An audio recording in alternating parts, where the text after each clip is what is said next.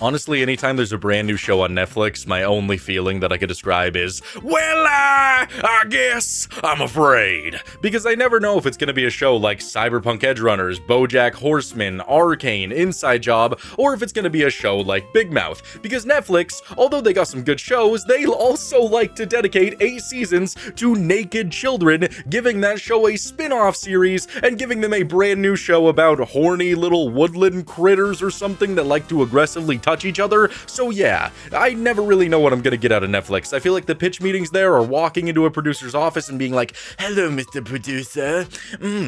I could smell that you're so good at producing things. What's that? Ho ho! Hot dog! You think I'm a good producer? Oh, I'm giving you 2 seasons. What? Don't you want to take a look at my script first? Nope, just get to storyboarding right now. You must think I'm a good producer, so leave the producing to me, kid. Now get to writing. That's probably what every single interaction with a producer at Netflix goes like, because they just make so much slop, but somehow still lay in some good shows, so they're probably just taking whatever they can get. And in this case, I'm gonna be taking a look at the brand new show that came out this year, Strip Law. Now, this show kind of has mixed reviews, so I'm gonna be taking a look at the best episode in the series, the worst episode, and a random episode to see, does this show deserve a second season? Does it deserve to keep on living? If you like content just like this, please make sure to like and subscribe. I make content like this all the time, and I promise I'll make it worth your while. Now let's finally take a look at Strip Law.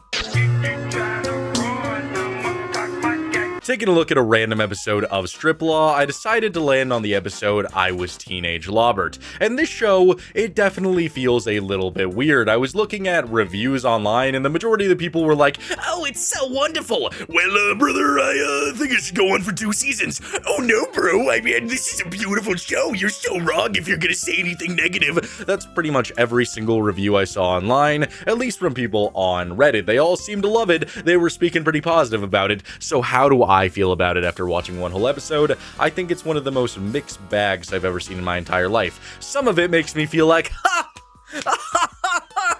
And then other parts just, you know, it's a horrible mix of just wanting to throw half of it into the abyss, and the other half, I just want to passionately make out with all the writers. It's weird. It kind of feels like if, who's not an evil comedian at this point in my life? Eddie Murphy. Eddie Murphy's good, right? He doesn't touch children. If Eddie Murphy was to walk into a bar, lock eyes with none other than Amy Schumer, and Amy Schumer looked at him and was like, my vagina. And they shared one night of just passionate love, and Amy Schumer ends up getting knocked up. Isn't that a horrible movie she made too?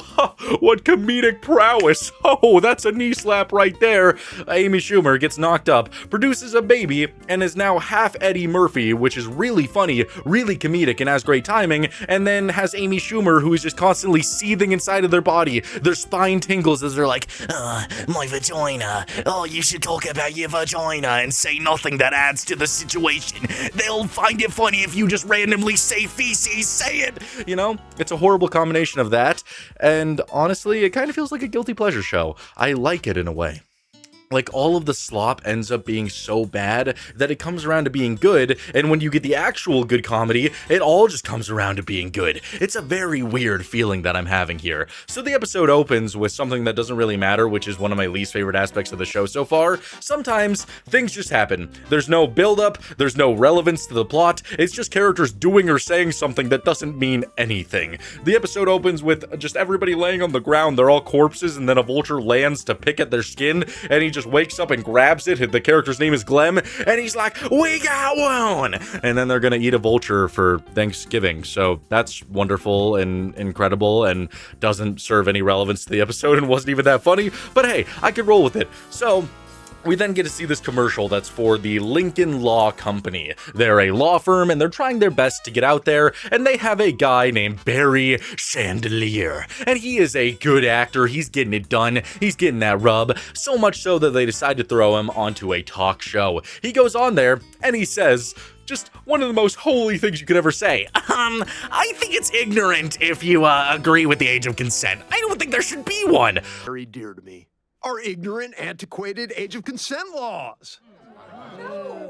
Okay, So clearly this is one of the characters that likes to frolic around in a flower field with Eat That Pussy 445 EDP himself going onto an island and asking for nothing but cupcakes, well, falling in love with a man named Sneeko. That's pretty much what I can get from Barry Chandler, so obviously he can no longer be in the ad campaign. So Sheila and Irene, two other characters, they get tasked with making a commercial, which is going to be pretty gosh dang great for them, but then we just get comedy that once again isn't really that funny with this guy named Lincoln, I think he's the head of the law firm, just saying, "Of course I trust you guys to write the commercial," and then he walks 2 feet away. I do not trust them to write the commercial. You need to watch them, and that's what he tells the Lincoln guy. He'll be important later.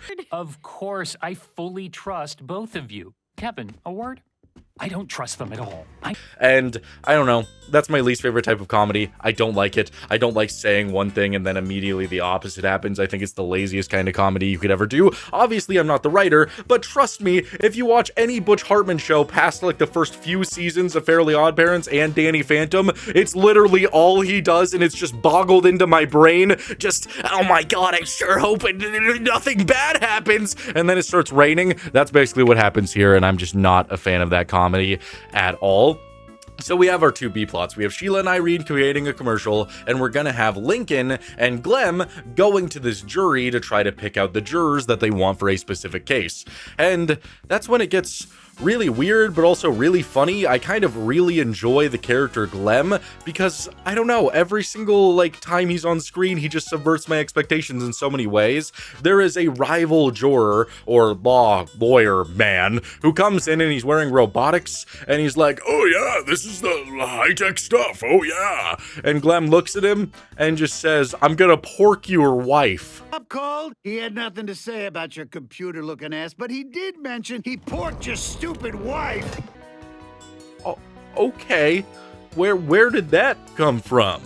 Why did you say that? I mean, I understand he's your rival and, you know, he's got robotic stuff on to help him with the case, but I would never look at a fellow competitor and just stare him dead in the eyes and say, "I'm gonna pork your wife," especially in a professional setting, but hey, you know, do what you gotta do, I guess. And so then he's asking the jurors, trying to figure out who he wants in the jury, and his first matter of action is to just throw roaches at a guy, and because the guy doesn't like the fucking roaches, he's like, "Get out of here!" Which shocked me a little bit, but I found it funny. I think he's my favorite character in the show, or maybe Irene is, but either way, I'm not having a bad time, that's for sure. So we then cut to Irene and Sheila, who were hosting auditions to, be in their commercial because they have to replace Barry Chandelier because he's, you know, passionately making out with Sneeko. So they're hosting auditions, and I really like one of them because he's just an Austin Powers impersonator, and he's just like, "Hello, baby." And then Sheila, she hears something about hardworking and just stares into the camera, stares into your soul, and is like, "Oh, you mean especially hardworking cartoon writers who are doing everything they possibly can to make you enjoy what you're watching?" Everyone, especially hardworking cartoon writers. Plus, it'll save us some money, which I can. And that, caught me off guard that I actually did start chuckling quite a lot, because at that point in the show, I thought the writing was abysmal and ass, so just hearing a direct fourth wall break where they're just staring into my soul saying, "The writers are hard at work," that got me to laugh pretty hard. It's things like that that actually make me start to like the show a little bit more, because they're very self-aware. At least that's what it seems. They're self-aware, they know when a joke's good, they know when a joke's bad, and they can take a bad joke and make it good through what's actually going on screen. So I'm having a decent time so far. So we then cut back to the court case that's going on, and they have this rich guy, and again, I just don't think things like this are very funny, where the only joke that they could come up for a rich guy is saying, "What? I mean, why am I even here? I gotta get home before my stepson has sex with my wife." I don't know, just things like that don't really interest me, but good old Glam, old Glam, he walks up to the post and he's making this whole contraption to potentially get rid of a juror. He's just building it, taking his time, there's some nice classical music, and he leans on the table and just smashes his face and collapses to the floor. And initially I was like, that wasn't even funny. This is just a old feeble man collapsing on the floor. He's got blood on his teeth. He's begging for help.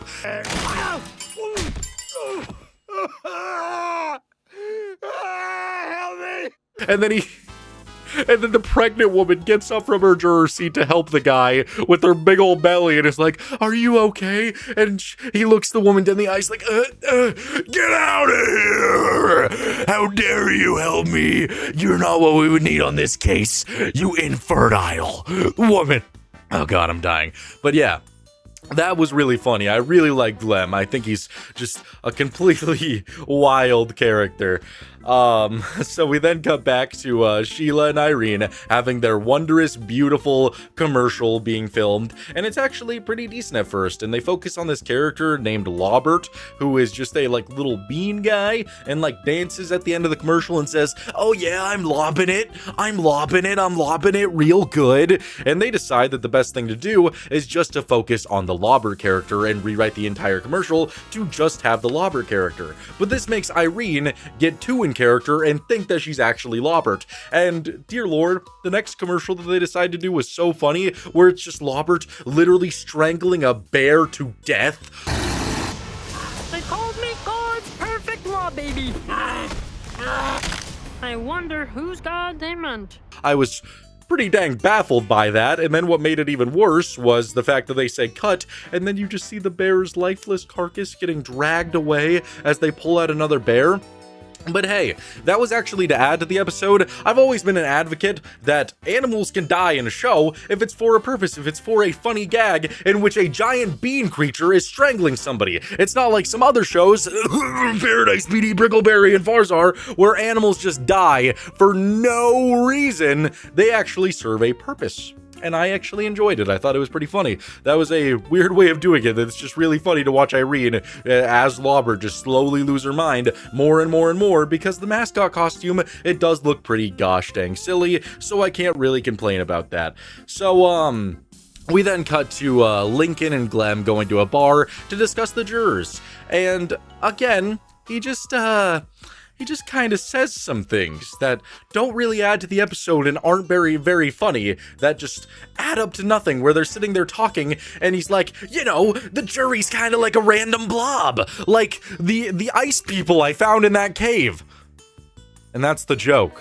There's nothing else to it. It's not like a, "Hey, Peter, remember the time you find those ice people in the cave?" That's it. That's all he says, and he never talks about it again. And it's just throwing stuff at a dartboard, hoping that you're going to laugh at that. And at the end of the day, I'm just like, why even say that? Why not come up with an actual joke? Why talk about finding random ice people in a cave? It's pretty absurd. So then he proves that he can control the juries because he makes two men fight. And, it's kind of odd in a weird way, but watching these two guys fight, I actually thought the animation was superb when they were fighting, and I really liked it, and I honestly would like if whoever made this show would animate fights a little bit more, because I honestly thought it was pretty cool. So then we get a battle between the Lawberts, because Sheila decides to mocap a Lawbert because Irene is insane. They're battling, and then Kevin, who's fresh off a hot birth of his child, goes there and holds them at gunpoint and says that they need to finish this commercial because, he's missing the birth of his daughter and he needs this to all add up. He needs this to all go his way. And so they knock him out with a lamp, and that's pretty much the episode. I actually thought both plots were executed pretty well. There was a lot of filler stuff that I didn't even talk about, like Glem and Lincoln going bowling, which was ultimately just all hung up on a one joke about how a bowling ball knocks pins. It wasn't very interesting. There's a lot of jokes being put into these episodes, and some of them are hit or miss, but I feel like it all comes around to actually being decently entertaining. Is this going to be my favorite show? No, but compared to a lot of other things that I've seen, it definitely does have one thing, and that is passion. I could definitely tell that they're trying. I think the animation is decent, especially for adult animation. I think it's definitely decent when it comes to comedy. Again, Eddie Murphy and Amy Schumer's love child definitely made this, but overall, I would definitely say I'm not having a bad time. So if I was to rate this 1 to 10, I would probably give it a, 6 out of 10. It got me a couple laughs, but it's not the best thing ever. It's pretty weirdly written, but it's not bad, that's for sure. Now taking a look at one of the worst episodes in the series, at least the lowest rated, which is actually the first episode in the series, and it's going to be the episode, Finally a Show About Lawyers. And finally, I have a reason to get a vasectomy, because oh my god, this episode is painfully ass, it's painfully mid. I can completely understand why the show has mixed reviews, because if I was to watch this episode first, I would genuinely want to claw my eyes out. I don't know how they could go from telling a good story, writing good character traits, but because they have to make an episode where they have to set up the world and set up the characters, it just becomes so so unbelievably ass. When you're making your first episode, you should go all out. Tell the most jokes, get you to have the characters interact the most, get some arcs going, but no, they do none of that, and they just made me sad, to say the least. The episode opens with Lincoln having a court case, and I'm assuming there's going to be a little bit of an over-reliance on Austin Powers, maybe in more episodes, because the main hinging joke here is, once again, Lincoln being all like, so you were at the erotic buffet? And Austin Powers is like, yeah, baby, I was horny. Can you blame me, baby? Okay. Cool. Do we have any other jokes going? No, the entire courtroom is just really focused on watching TV instead of paying attention to the court case, so Lincoln feels pretty gosh dang useless. We then get to see a thrilling commercial, which is one of the most baffling things I've ever seen be shown in any show, where the commercial for Steve Nicholas, the guy that competes with Lincoln in the courtroom, he has a commercial where it's a bunch of lawyers standing around and they all start reaching for a gun when they realize they're going up against Nicholas and Steve, or Nicholas and Gum, and they want to kill themselves, but they decided to just settle after arguing over the gun.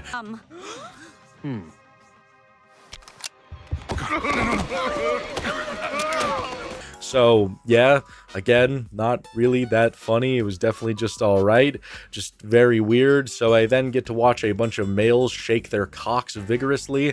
Yep, you heard that right. That probably made you jolt out of your seat. That's exactly what happens, because Barry Chandelier, pre him wanting to get rid of the age consent, comes in to an office and is just advocating that he doesn't want to eat keys anymore. So they decide to show an ad that goes on for about 1 minute and 30 seconds that just shows a bunch of hunky men just, you know, throwing them big old fleshy snakes around, and I wasn't personally a fan. There's probably some people who are foaming at the mouth, clawing at their screens for that, but personally, I don't really care for it. Not really my cup of tea. So we then cut back to Steve, and he's with the guy that he's going to be representing in the court case against the strippers eating keys, and they're eating off a naked woman covered in spaghetti, and that's one of the jokes, and they're talking for a while, and then they follow it up with one of the worst jokes I've ever seen, with them being like, it's dinner time, and you would expect a woman covered in chocolate, a woman with strawberry nipples to come out. No, it's just a dog pulling a cart with desserts. And he utters the line, well, I wanted a naked woman, but if you think about it, if you stare at it long enough, the dog is also naked, in a sense. The other naked food lady was booked, but this dog is also naked, if you think about it. Why would anybody say that to another human being ever? Why would you ever even think that? How do you write that down on a piece of paper for your voice actor to read and not be like, huh, that's a little bit weird. I don't know. Maybe we shouldn't have a character say something so odd, especially if it's in the context of it being erotic, because you're eating off a naked woman who's covered in spaghetti, not for just shits and giggles, it's because it's supposed to be erotic. So when you pull out a dog and point out the fact that it's naked, when you're in an erotic setting, that's kind of weird. I'm just throwing that out there. So Lincoln, being depressed, he eventually finds Sheila, and this is Sheila's introduction. She's a magician and she's really cool. She's owning it, and she points out that a couple is cheating on each other in her magic act. That was kind of whatever. That's kind of the hinging for the comedy, and they eventually start arguing over a baby shoe company in the back, and how her husband owns the 5th baby shoe company, and the woman is cheating on her with a guy as the 3rd biggest baby shoe company. I don't care. It's just nonsensical jokes that don't matter. But Lincoln realizes that he needs Sheila to cheer him up. So they go to the bar and they just are getting critical with each other, and then they drink the Unabomber. Yep. That's the thrilling joke they could come up with. They decided to name a drink the Unabomber, and that's the main comedy for that scene. And then they just start doing pills and whatnot, having a great time. There's a scene where a cow gets blown up for no reason. Again, it's just my least favorite kind of comedy where, you know, nothing is happening that has meaning, nothing actually adds to the plot, the jokes aren't set up, and a lot of people are going to comment and be like, just turn off your brain, bro.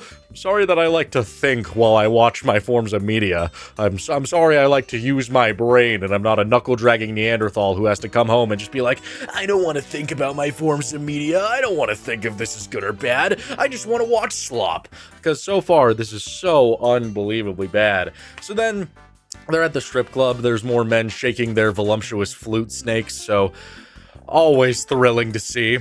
And so, Sheila and Lincoln are talking, and he's talking about how his mom used to be a partner with Steve Nicholas, and she's like, oh, so the Steve and Nickel commercial, the gum commercial, I lost my virginity to that. Oh, that's a knee slapper. You hear that? She said the virginity word. Oh, yep, that's one of the jokes for the scene. And then, like, it genuinely made me think that this can't be real. Like, it feels like a figment of my imagination. I can't imagine somebody writing this and getting even to crack a smile for anybody in the room, where Lincoln is about to be like, but you're a good magician. They were eating out of the palm of your, and then Sheila's like, eating out of the palm of my ass? My ass? You weren't gonna say my ass, were you? Were you gonna say my ass? Palm of your What? Ass? Were you gonna say I had him eating out the palm of my ass? What? No, he wasn't. He was gonna say eating out of the palm of your hand. Adding ass to a random sentence at the end of it doesn't make it funny. It actually made me angry and made me question if this was real. Perhaps I'm on a trip and everything's just going insane, because what kind of comedy is that? How can you be in a boardroom meeting and just be pitching this episode, storyboarding it, and just be like, well, we were gonna have this character say eating out of the palm of my hand, but you know what's really funny? Ass cheeks. What if she said eating out of the palm of her ass? Yeah. And everybody in the room just started wheezing, crying, calling their wife and kids and saying that they're leaving them because nothing they could do could ever live up to that moment. It's just a baffling writing decision. It kind of made me a little bit angry. I can't even lie to you. I really was upset at that. I don't think I'll ever get over it. That was just so unbelievably stupid. So that happens, and then they decide that the best thing they could possibly do to win this court case, and they're going up against Steve for the strippers that are eating keys, is for them to look absolutely fly. So they look dapper, they look beautiful, and they go into the court case and they just wow them, and it's, again, just like not that great of comedy. I don't really care about it. It's just not good. I don't care about the court case. They're basically just LARPing at the end of the episode here. They're LARPing and pretending that everything's good. There's like an entire sequence where he pretends to be a dying cowboy in Vegas, and I don't know anybody who would be in this courtroom that wouldn't be like cringing so hard that all of their skin just melts off and they collapse to the floor and just start, I don't know, praying to the almighty Morgan Freeman or something like that. I don't know. It's just weird. I don't like it. I didn't like this episode at all. If I was to rate this episode 1 to 10, I would give it a 1 out of 10. This episode just does everything you could do wrong in a introduction episode. None of the characters seem interesting or fun in any way. Nothing they do is that funny. There was only one joke within this episode that I actually liked, and it was literally just because it was so unbelievably random, I couldn't help but to laugh. Sheila, she does a joke where her hand explodes because she's a magician, and then they're just sitting there in silence for 1 second, and then her head explodes. Shake. I've been waiting all night to do that. very amusing. Now, let's get down to That was actually funny, and that wasn't even set up. That didn't even do anything well, and it ultimately isn't enough to save the episode, but that was the only joke I liked. Every other joke was either, like, randomly placed, but not in a good way. It's just happening for no reason. There was no setup, there was no tension to it. It's just characters saying things that don't actually matter, and I just don't find myself caring for it. I completely understand why people would watch this first episode and then just assume that the rest of the series is awful. The writing's bad, the animation does nothing interesting in this one, and ultimately the story just falls completely and utterly flat.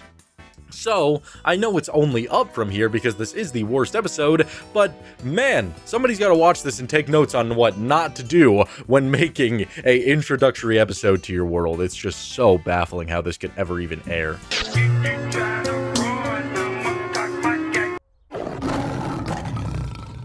Now taking a look at one of the best episodes in the series, it's gonna be the episode We Need to Talk About Heaven. And in this episode, we get to meet Dilterton. Diltertoned all the way to death's door and died a horrible death in which he went to heaven, but he came back to life, and now everybody's like, yes, Dilterton, jork us and tell us the word of God.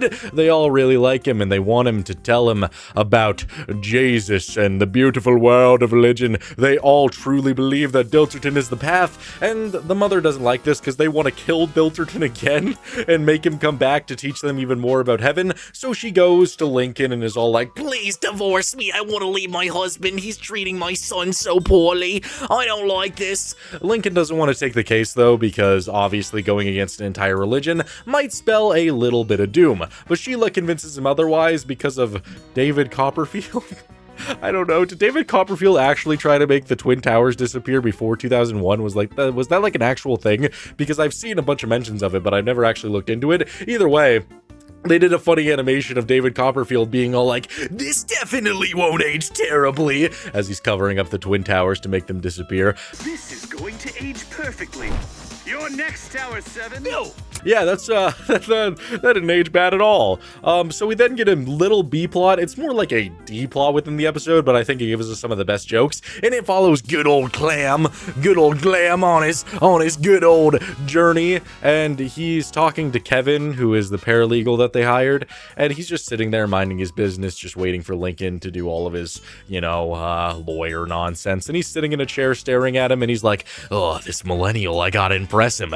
What are millennials like? They like bad boys. Who's a bad boy? Bart Simpson? Oh yeah, he's a real bad boy. He's a slobber knocker. What does he do? He in the movie they showed his cock, and his dad chokes him. So Glam gets up, takes his pants off, just shows his voluptuous flesh snake just hanging in the wind, and says, my dad chokes me. Anything else? Nope. Okay. I'm sorry, what's happening? My dad chokes me! That earns a couple knee slaps. That was pretty goddamn funny. I like that a lot. I can't fathom seeing that. I can't imagine my first day at work just sitting on a couch and all of a sudden an old man just pulls down his pants and says, my dad chokes me. I don't even know how to respond to that. What would you even do? What would you do in that situation? So many questions. So then Lincoln is doing the case, and it turns into a thing of, we can only win the case if we say God isn't real. So Lincoln's like, fuck you, Sheila. The court says that God does not exist. So now Lincoln basically has to become an atheist and tries his best to just do all the atheist things, and he eventually gets super into it and is just going around doing a bunch of things. And I really like this one where he's like, so God could theoretically create a boulder that he could not lift, correct? And then the priest is all like, well, of course. And then he's like, well, if he can't lift it, then how can you say he's all powerful? Yep, which causes the priest's head to literally explode. Just too many forbidden questions. He even utters the words floating spaghetti monster, and that just sends the priest for a real loop there. A flying spaghetti unicorn monster. So, yeah, he's just doing the full atheist stuff. At the same time, Sheila is going around trying to get Dilterton to turn on his parents and become a little bit of a rebellious guy, and she keeps having a bunch of flashbacks, and they're all super weird. But one joke I have to point out, I don't really care about any of the flashbacks. They're all just stupid, like, anti-rebellion things, like, I don't really like my loving family who's taking care of me. Let me go and do whippets. Whippets. Oh, I could see space. Just being really dumb. So she eventually has one flashback where it doesn't do the flashback and it just shows what she looks like in reality, and I thought that was funny because you never really get to see like what people look like when they're just sitting there deep in thought. And Sheila just like starts fading and is like, oh, I was in a big booty competition, and I liked that. I thought that was funny. I thought that was a good way to look at it. How did I not win MTV Spring Break but Queen 98? Okay, I'm gonna just be real with him. Bye. So eventually, Lincoln realizes that because Dilterton is just such a mastermind with God, that God might actually be real. So he has to try to find a way around this, try to find a way to loop around this. And eventually he does win the case by uttering that all of these people must believe in heaven, must believe in God, but it's not what Dilterton says. And they do this by killing Sheila, or fake killing Sheila, and then saying that Sheila knows everything about all these people, knows about all their dead loved ones and whatnot. And then the mom, who has been on Lincoln's side the entire time because he wants to save Dilterton, just randomly switches up on him and is like, no, it was all about family. And I was initially like, okay, that was kind of all over the place. That was really lackluster. I can't believe they just randomly decided to wrap it up. But it turns out that Dilterton was the mastermind of this the entire time. And we get one of the funniest sequences I've ever seen in any animation, where they surprisingly go to live action. because Dilterton wanted to create a movie. That was his entire goal, was to create a movie, and he was pulling all of the strings, and he makes Lincoln the villain, and it's honestly so funny. They somehow get that same animation slapstick comedy, but in live action, and it's done so well, with everything that happens in the court case just being exaggerated to times 100. Everything in this ad is so funny, from Lincoln being punched in the face to Glenn being just a random strange creature that looks straight out of a Mucinex commercial. Right, Glenn? Hot clams! Either way, it was extremely well done. It got me to laugh, and I absolutely loved it. And that's what ends it. That was a great episode. If I was to rate this one 1 to 10, I would give it a honest to God 9 out of 10. That was brilliant.